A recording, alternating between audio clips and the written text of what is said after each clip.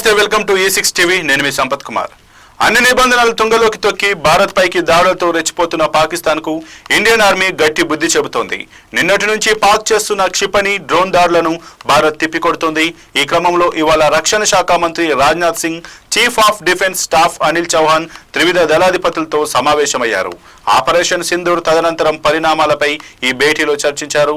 Army chief general Upendra Dwivedi, నౌకాదళ chief admiral Dinesh K Tripathi, వైమానిక దళాధిపతి ఎయిర్ చీఫ్ మార్షల్ అమర్ప్రీత్ సింగ్లు హాజరైన ఈ సమావేశంలో కీలక నిర్ణయాలు తీసుకున్నారు. ఈ క్రమంలో ఇండియన్ ఆర్మీని మరింత దృఢంగా తయారు చేసేందుకు అవసరమైతే టెరిటోరియల్ ఆర్మీని రంగంలోకి దించాలని ఇవాళ కేంద్రం ఆర్మీ చీఫ్ కు అధికారాలు ఇచ్చింది.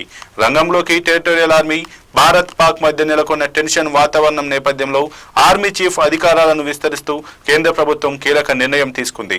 టెరిటోరియల్ ఆర్మీలోని అందరూ అధికారులను నమోదు చేసుకున్న సిబ్బందిని పిలవడానికి అధికారం కల్పిస్తూ తాజాగా ఉత్తర్వులు జారీ చేసింది. దేశం క్లిష్ట పరిస్థితులు ఎదురైనప్పుడు భారత ఆర్మీతో కలిసి ప్రత్యర్థితో తలపడేందుకు టెరిటోరియల్ ఆర్మీని సిద్ధంగా ఉంటుంది. ఇందులో సిబ్బంది, అధికారులకు రెగ్యులర్ ఆర్మీ తరహాలోనే ట్రైనింగ్ ఇస్తారు. వీరంతా బయట ఉద్యోగాలు చేసుకుంటూనే స్వచ్ఛందంగా ఆర్మీతో పనిచేస్తుంటారు.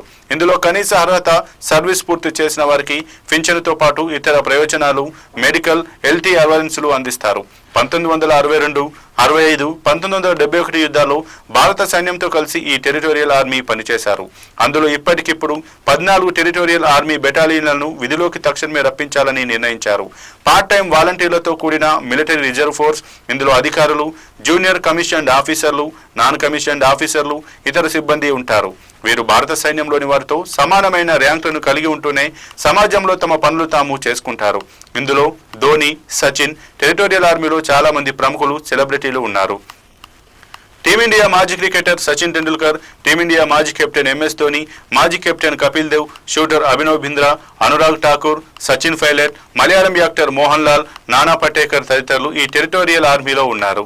ఇందులో MS ధోని లెఫ్టినెంట్ కల్నల్ హోదాలో 106A TA బెటాలియన్ పారాచ్యూట్ రెజిమెంట్లో ఉండగా, సచిన్ టెండూల్కర్ భారత వైమానిక దళంలో గ్రూప్ కెప్టెన్ గా ఉన్నారు.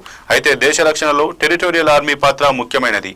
ఈ నేపథ్యంలో ధోని, సచిన్ వంటి క్రికెటర్లను యుద్ధానికి పంపితే వారి పాత్ర కూడా ముఖ్యమైనది కావచ్చు. కానీ అది పూర్తిగా సైన్యం అవసరాలపై ఆధారపడి ఉంటుంది. గతంలో భారత్ స్టార్ క్రికెటర్ హేము అధికారి 2వ ప్రపంచ యుద్ధంలో పాల్గొన్నారు. ఆ సమయంలో అతనికి లెఫ్టినెంట్ కల్నల్ హోదా లభించింది.